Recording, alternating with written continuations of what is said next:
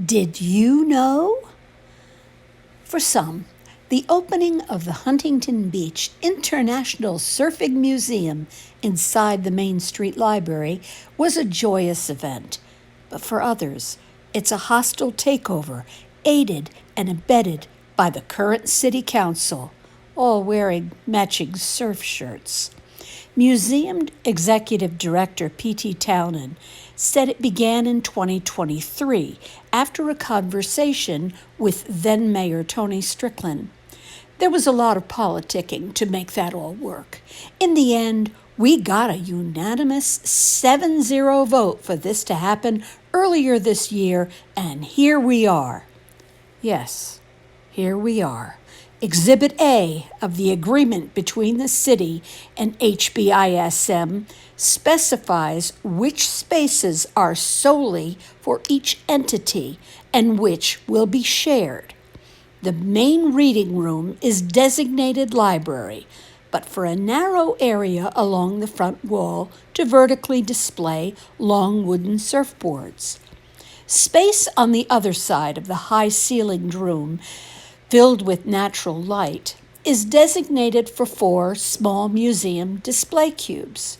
However, HBISM has commandeered the entire right half of the reading room for displays and an art gallery, with tables and chairs now squeezed into the children's section. The library's used bookstore now shares space with the computer lab so the museum can have a gift shop, in addition to its designated space in the large backroom.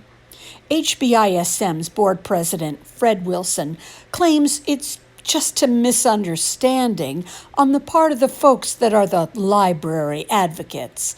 And the understanding we had all along was that we would have 50% of the main area for the Surf Museum.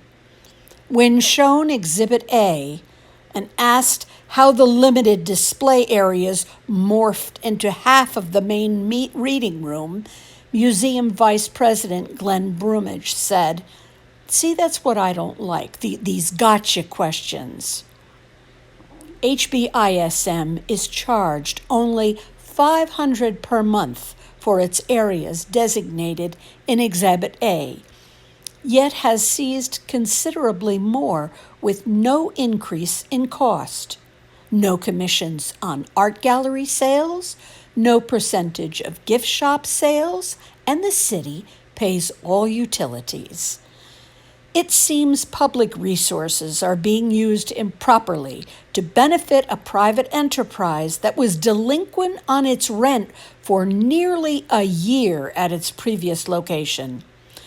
And that is disrupting library services with noise and closures. Was a backroom deal made after the agreement was signed? It feels as the Surfing Museum now operates on the basis of possession is 9/10 of the law. Ownership is easier to maintain if one already has possession of something. Yet another example of rampant cronyism. It is time for a change of leadership in Huntington Beach. Michelle Burgess, Huntington Beach.